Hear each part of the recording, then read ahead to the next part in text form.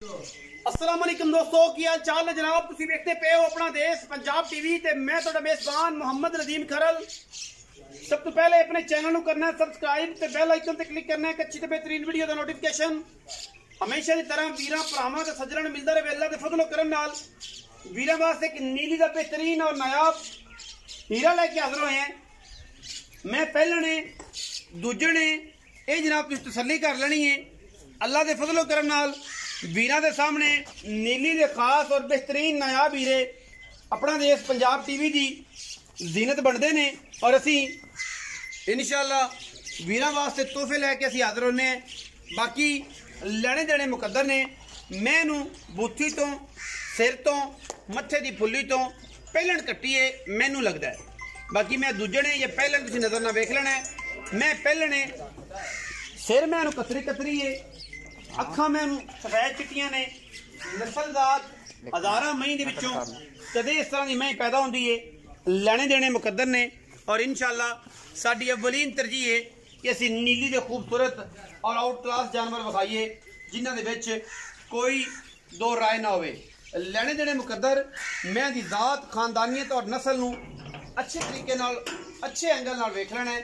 पहलन मैं है जी खास नीली दी है, सिर मैनू बड़ा खूबसूरत है, जवानी बरीकियां नस्लां ते जातां हज़ारां मई दे विचों कदे इस तरह दी मई पैदा होंदियां ने। प्योर नीली दी पहलन कट्टी है। मैं दे मगर कट्टा है सुबह है पहला और सुई नू अज दूसरा दिन है। मैं माशाअल्लाह इंतहाई खूबसूरत और आला तरीन जानवर है। प्योरिटी दे विच नीली है और एक कमाल दा खूबसूरत और अच्छा जानवर है। बाकी लेने देने मुकद्दर ने। मैं पूरी बरीक है, पूरी नस्ली है, पूरी खानदानी है, पूरी पंडा दे मेहवाने लाई फिरदी है। रेट इंतहाई मकूल और मुनासिब तरीन करावांगे इंशाअल्लाह। और रेट अजकल वैसे भी साढ़े मुनासिब होंदे ने, मकूल होंदे ने और अच्छे होंदे ने। बाकी इंशाअल्लाह मालिक नाल गल्लां सारियां करांगे। पिछे मैं दे कट्टा है और जनाब बड़ी खूबसूरत अच्छी मझ है।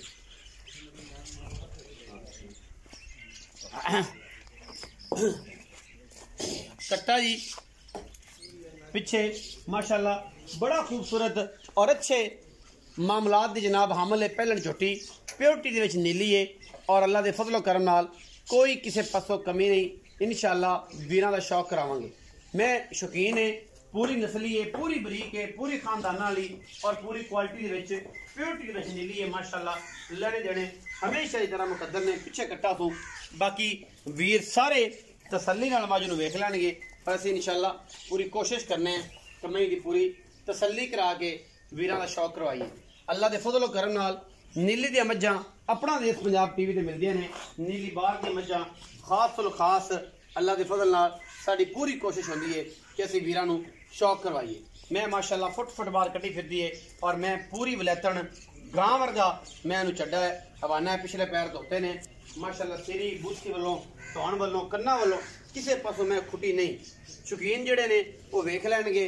रेट भी मुनासिब है, मैं भी चंगी है, दाना भी सुच्चा है और इंतहाई मकूल मुल्लां दे विच है। बाकी बजुर्गों नाल गल करने हैं, बजुर्गों नूं पुछने हैं कि मैं दी की गलबात है, की मामलात ने, सारी गल्लां वो दसोगे। आओ जी।